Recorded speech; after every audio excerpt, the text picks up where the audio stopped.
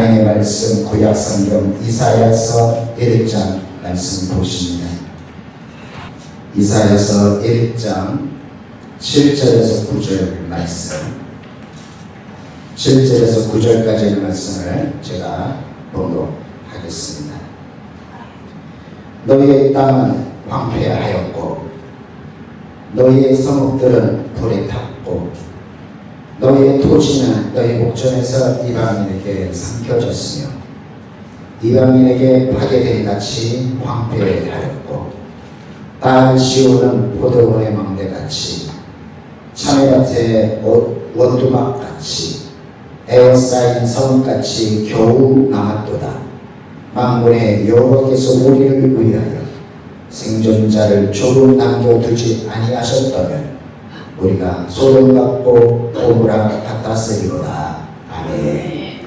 할렐루야. 이 시간 오신 여러분 예수님의 이름으로 축복하고 환영합니다. 저는 오늘 말씀 이사야서 1장 7절에서 9절에 있는 말씀을 통해서 하나님이 지금 어떻게 역사하고 계실지 우리가 함께 그 말씀을 통해서 하나님의 음성을 듣기를 소망합니다.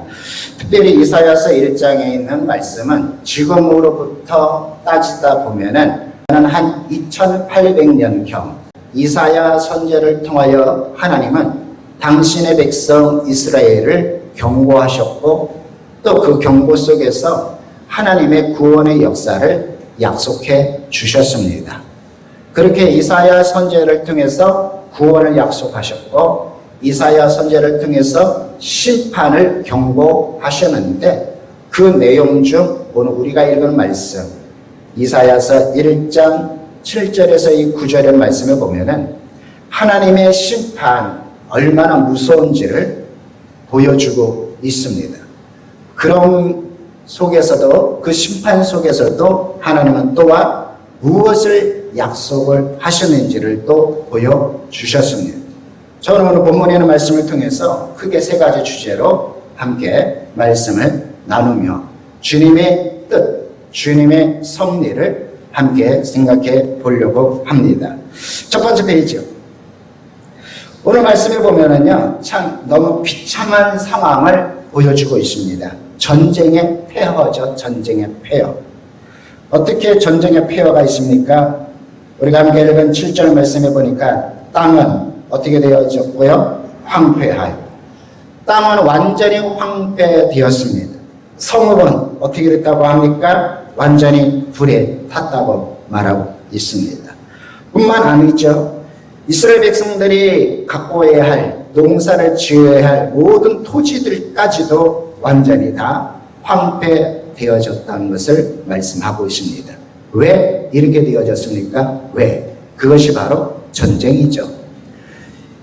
지금으로부터 따지면 2800년경에 주전 예수님 오시기 직전에 700년, 800년경에 북이스라엘과 남유다는 북쪽에 있는 아수르의 위협을 받고 있었습니다.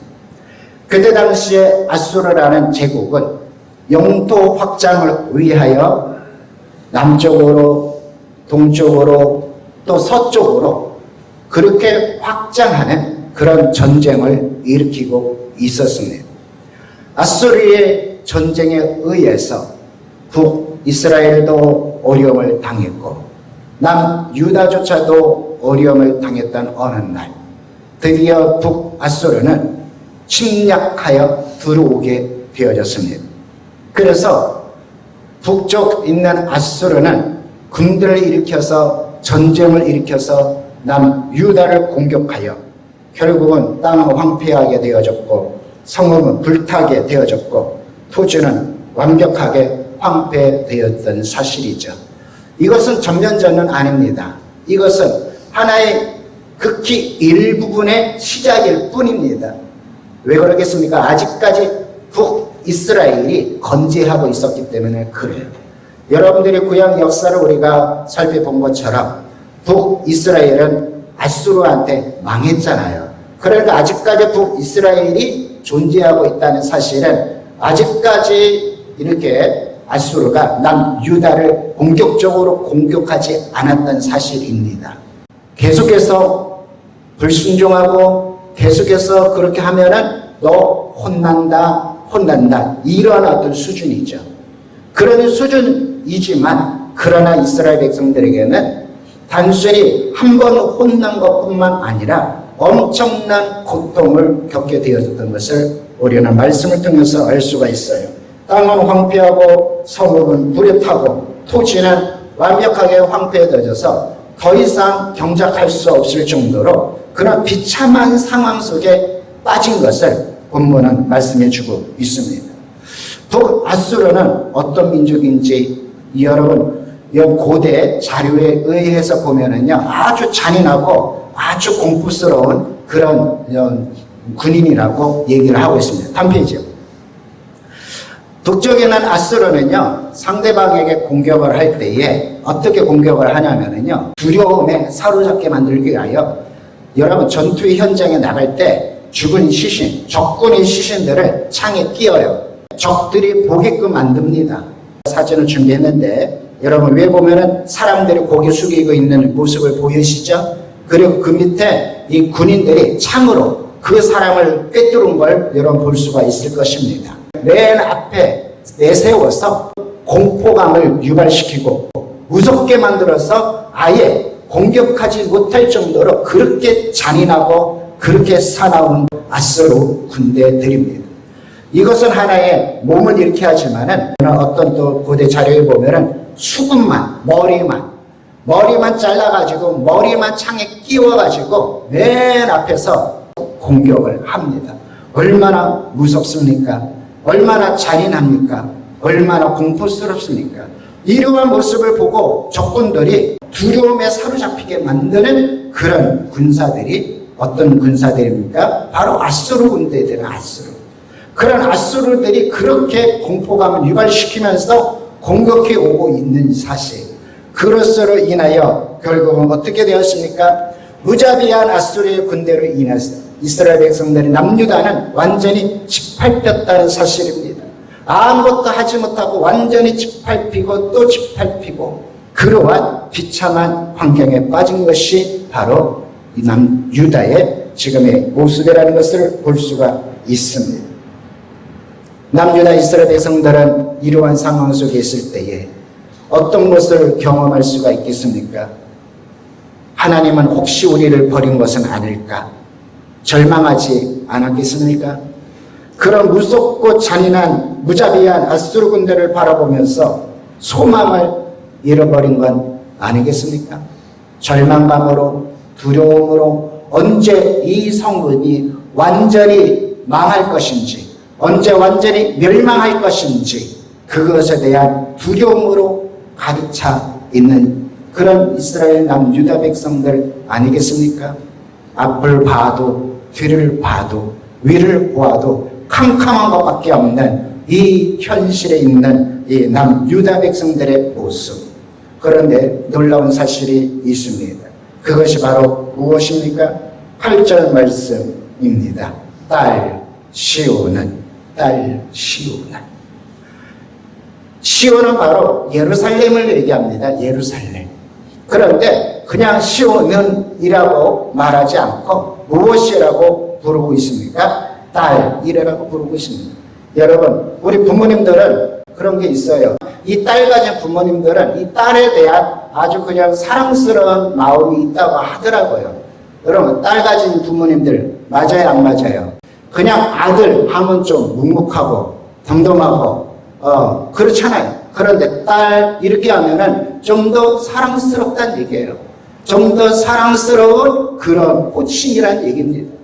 하나님께서 그 비참하게 하나님께서 그렇게 황폐하게 하나님께서 그렇게 무자비하게 그렇게 아수르를 통하여 남유다가 완전히 황폐하였고 완전히 불타버리고 완전히 멸망 직전까지 간 그 모습을 바라보고 있던 하나님께서 예루살렘을 가리켜서 무엇이라고 부르고 계신다고요? 딸이라고 부르고 계신다는 것이죠. 이렇게 부르는 이유가 있습니다. 그것이 바로 무엇입니까? 하나님의 사랑입니다. 하나님의 은혜입니다. 비록 하나님께서 당신의 백성의 말을 듣지 않아서 비참하게 하나님의 심판을 받지만, 그러나 완전히 심판하지 않겠다라는 하나님의 강력한 말씀이 오늘 본문에 있는 말씀이라는 것을 여러분 믿는 은혜가 있기를 소망합니다. 다음 페이지 그러세요. 딸 시온은 어떻게 됩니까? 겨우 남게 되어집니다. 8절 말씀을 이렇게 봉독합니다. 이렇게 말씀하고 있습니다. 딸 시온은 포도원의 망대같이 자매밭에 어둠 원두막같이 에워싸인 성읍같이 겨우 남았도다. 딸 시온은 예루살렘에 있는 그 모습을 보고 우리 주님께서 이사야 선지를 통하여 말씀하십니다. 야, 딸 시온아 예루살렘아, 너희들의 모습을 보니까 포도원의 망대 같구나. 여러분, 포도원은 이제 수확기가 되어지면은 이렇게 여러분 포도를 거두잖아요. 거두려고 하면은요, 항상 이 포도밭에 보면은 꼭 짐승들이라든지 아니면 다른 사람들이 와가지고 어떻게 합니까? 그 포도 열매를 따가는 경우가 있어요. 도둑질해 가는 경우가 있어요. 또 짐승들이 와가지고 포도원을 엉망으로 만드는 경우가 있단 말이에요. 그래서 그 포도원 주변에 무엇을 만들어 놓냐면은 망대를 만들어 놓습니다. 망대. 그러니까 망대를 만들어 놓고 거기서 관리하고 이렇게 살펴보고 있는데, 수확기가 다 끝나서 다 포도를 다 수확해 가요. 그러면 그 망대가 필요가 있습니까? 없습니까? 망대는 필요가 없게 되어져. 그러면 필요 없는 망대만 홀로 처량하게 덩그랗게 서 있다는 것을 우리는 알 수가 있어요. 얼마나 처량한 모습이고 쓸쓸한 모습이고 또 외로운 모습이겠습니까? 마찬가지죠. 참외밭에는 무엇이 있다고 합니까? 원두막 같다고 얘기합니다. 원두막도 마찬가지죠. 참외밭의 원두막도 마찬가지예요. 짐승이 온다든지 아니면 다른 사람이 와가지고 참외를 가져가 버리면 안 되니까 원두막을 저어놓고, 그리고 거기서 수확할 때까지 사람들이 오고 가면서 거기서 얼마나 이렇게 바삐 이렇게 일을 했겠습니까? 그런데 이제 수확기가 끝났습니다. 수확기만 끝났겠습니까? 오늘 본문에 있는 말씀처럼 북쪽에 있는 아수르가 공격해 와가지고 완전히 처참한 토지가 되어졌기 때문에 이 원두막조차도 허름하게 지고, 원두막조차도 비참하게 되어지고, 원두막조차도 완전히 덩그랗게 하나만 남아있는 이 모습을 보고 이사야 선지자는 딸 시온 예루살렘이 이러한 모습이구나 라고 얘기하고 있습니다. 또한 무엇이십니까? 8절 후절을 보니까 에워싸인 성같이 겨우 남았도다. 에워싸였다. 원수 북아수르에 의해서 예루살렘이 포위가 되어졌다는 얘기예요. 예루살렘이 포위가 되어졌다. 언제 아수르가 총공격을 강행해서 이 예루살렘을 완전히 무너뜨리는지, 그거는요 시간 문제라는 것이 시간 문제. 그러니까 이 예루살렘 안에 있는 사람들은 어떤 상황이겠습니까? 두렵고 무섭고 떨리고 뿐만 아니라 언제 무너질지 모르는 그러한 불안함 속에서, 공포함 속에서 절망과 낙심과 좌절 속에 빠질 수밖에 없다는 것을 우리는 알 수가 있습니다. 그런데 무엇이라고 말씀합니까? 겨우 남았도다. 그렇게 덩그랗게 남은 망대, 그러니까 덩그랗게 남은 원두막, 적군 아수르에 의해서 포위가 되어져 가지고 외부와 완전히 차단돼서 언제 망할지, 언제 무너질지 모르는 그런 상황 속에 있는 이들. 그러나 이사야 선지를 통하여 무엇이라고 말씀하셨습니까? 겨우 남았도다. 겨우 남았도다. 다음 페이지. 황폐한 땅, 불에 탄 성읍. 그러나 하나님은요 그 딸 시온을 남기셨습니다. 비록 원두막같이, 비록 망대같이 그렇게 처량하고 쓸쓸하고 적막한 모습이지만, 다 파괴되었지만, 다 황폐하게 되었지만, 다 멸망한 것 같지만 하나님께서는 남기셨다고 말씀합니다. 어떻게 남기셨습니까? 겨우 남기셨다. 여러분, 겨우 남기셨다는 얘기가 어떤 의미겠습니까? 많이 남긴 게 아니라는 얘기예요. 가장 작게, 가장 소수로 하나님께서는 남기셨다는 말씀을 하고 있어요. 여러분, 우리는 그것을 역사를 통해서 알 수가 있습니다. 하나님께서는 전 우주적인 홍수 심판 속에 누구만 남기셨습니까? 노아의 가족 8명만 남기셨어요. 하나님은 그 은혜 속에서 하나님은 당신의 백성을 소수이지만 남기셨습니다. 그래서 세 번째 주제는 그렇습니다. 어떻게 남기셨는가? 여러분 9절 말씀해 보니까 이렇게 얘기하죠. 만군의 여호와께서 우리를 위하여 다음 페이지. 우리를 위하다라는 의미는요, 다음 몇 가지 뜻을 가지고 있습니다. 그것은 바로 우리에게라는 뜻이 우리에게. 우리를 위하여라는 말도 있고 우리에게라는 말이 있어요. 그리고 또 어떻게 해석도 가능하냐면은 우리를 대신하여라고 해석을 할 수도 있습니다. 또 한 가지 해석할 수 있는 것은 우리의 유익을 위하여 이렇게 해석할 수도 있습니다. 그러니까 이것을 어떻게 우리가 또한 생각해 볼 수가 있냐면요, 만군의 여호와께서 우리에게 생존자를 조금 이렇게 해석이 되는 것이죠. 또 어떻게 해석된다고요?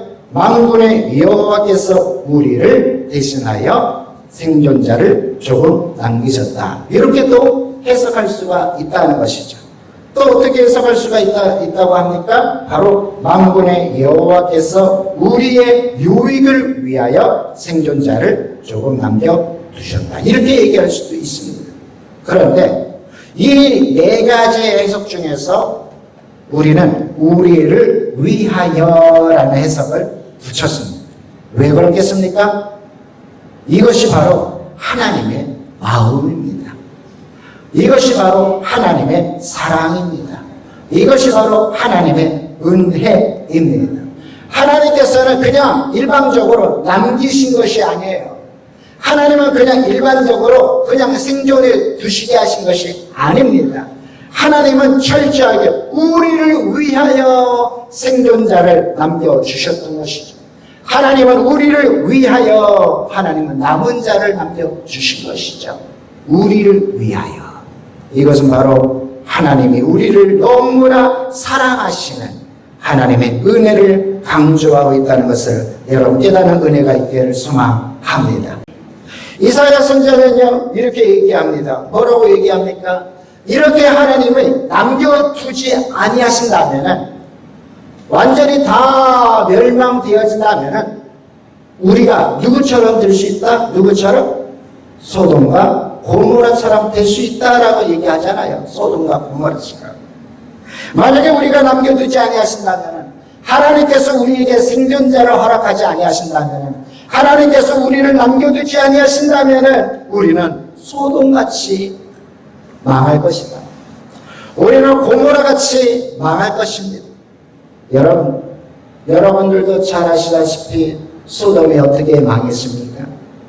여러분이 잘 아시다시피 고모라가 어떻게 망했습니까? 그들은 하늘에서 불과 유황이 비처럼 쏟아부어서 그 한 도시가, 소돔 도시가, 고모라 도시가 완전히 지구상에서 완전히 사라지고 멸망되어지고 파괴되어져서 완전히 사라졌다는 것을 우리는 압니다. 그렇게 완전히 멸망되어진 소돔과 고모라처럼, 완전히 파괴되어진 소돔과 고모라처럼, 역사 속에 소돔과 고모라가 완전히 사라진 것처럼 하나님이 우리나라를, 하나님이 우리 남유다를 조금이라도 남겨두지 아니하신다면 우리도 그렇게 될 뻔했다. 우리도 그렇게 될 것이다. 라고 이사야 선지자는 고백하고 있으면서 우리가 이 땅에 살아갈 때에 하나님 우리를 남겨주심에 감사하고 하나님 우리의 남겨주심에 그 은혜를 생각하면서 우리가 주님 앞으로 돌아가자 라는 말로 우리가 이사야 선지자는 이사야를 쓰고 있다는 것을 여러분 깨닫는 은혜가 있기를 소망합니다. 여러분 이것이 그냥 단순히 이스라엘의 역사에만 끝나겠습니까? 역사는 항상 흐르게 되어져 있습니다. 역사는 항상 돌고 돈다는 것을 우리는 알아야 합니다. 그렇다면 이스라엘에게 대한 하나님의 역사의 능력과 섭리가 오늘 우리에게는 없겠습니까? 지금 우리의 환경과 우리의 형편과 우리의 모습 속에서도 비참한 환경이 있을 줄 압니다. 정말 이스라엘 백성들의 남유다가 황폐한 땅처럼 불에 탄 성읍처럼 완전히 멸망당한 것처럼 그런 처참하고 비참한 인생 속에 있다는 것을 우리는 압니다. 우리의 가정이 그럴 수도 있고 우리가 살아가는 환경도 그럴 수도 있고 우리가 이 나라 이 민족을 그럴 수도 있고 우리가 살고 있는 이 현실이 그렇게 황폐한 그렇게 처참한 파괴 속에 있을 수도 있습니다. 그러나 분명한 것은 그러나 하나님은 그 속에서 다 망하지 않게 하실 것입니다. 지금도 하나님은 분명한 것은 이 시대에 누구를 또한 두신다고 말씀하겠습니까? 생존자, 이 시대에 생존자가 있을 것입니다. 이 시대에 남은 자가 있을 것입니다. 이 시대에 하나님의 은혜 속에서 남은 자가 있을 것입니다. 이 시대에 하나님의 은혜 속에서 생존자가 있을 것입니다. 처참하게 절망 속에 폐허 속에 있었던 이스라엘 백성들에게 이사야 선지자를 통하여 말씀하신 것처럼 분명히 이 시대 속에서도 절망 속에서도 하나님은 분명히 생존자를 남기실 것입니다. 황폐함 속에서도 비참한 속에서도 멸망 속에서도 하나님은 분명히 남긴 자, 생존자를 두신다고 말씀하실 것입니다. 우리 가운데는요 비참함을 바라보는 사람이 있을 것입니다. 우리 가운데는요 황폐한 것만 바라보고 있는 사람이 있을 것입니다. 우리 가운데는요 그렇게 처참하게 파괴된 것만 바라보는 사람이 있을 것입니다. 그래서 뭐라고 얘기합니까? 다 절망입니다. 다 폐허입니다. 다 파괴되었습니다. 다 멸망되었습니다. 라고 우리는 말할 수도 있습니다. 왜요? 우리는 그것만 볼 수 있기 때문에 그래요. 그러나 하나님은 그거 보지 아니하십니다. 그 속에서 사람은 폐허를 보지만 하나님은 남은 자를 보십니다. 사람은 황폐한 것을 보지만 사람은 파괴된 것을 보지만 멸망한 것을 보면서 다 멸망했다고 다 절망합니다 라고 말하지만 하나님은요 그 속에서 남은 자를 보십니다. 하나님은 그 속에서 생존자를 보신다는 것을 여러분 깨닫는 은혜가 있기를 소망합니다. 왜요? 그 생존자를 통하여 우리 하나님은 다시 시작할 수 있기 때문에 그렇습니다. 우리 하나님은 남은 자를 통하여 절망의 폐허 속에서 다시 새롭게 시작할 수 있는 분이기 때문에 그렇습니다. 그렇다면 여러분들도 마찬가지죠. 오늘 우리가 황폐함은 바라보시겠습니까? 절망만 바라보겠습니까? 폐허만 바라보시겠습니까? 멸망만 바라보시겠습니까? 그거 바라보면은 우리는 절망합니다. 다 망했다고 말합니다. 다 절망하고 소망이 없다고 말할 수밖에 없습니다.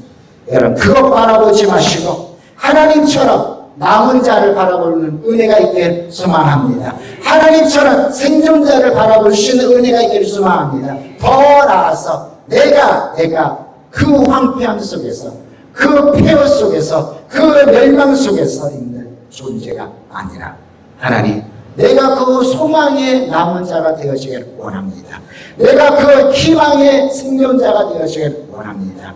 그 생존자의 소망을 붙잡고 그 생존자의 희망을 붙잡고 남은 자로 우리 하나님께 최고의 영광을 올려드리며 새 시대에 이끌어갈 새롭게 시작된 여러분 우리 모든 남은 자가 되어질 수 있는 은혜가 있길 여기 계신 분들한테 얘기 좀 해주시길 바랍니다. 우리 다 하나님이 시작하는 남자가 됩시다 라고 얘기 좀 해주세요. 하나님이 우리를 사용하시는, 끝까지 하나님 사용하시는 이 시대에 생존자가 되어서 황폐함이 아니라, 파괴됨이 아니라, 멸망이 아니라 다시 새롭게 시작하는 복된 은혜가 있길 우리 예수님의 이름으로 간절히 축복합니다. 기도합시다.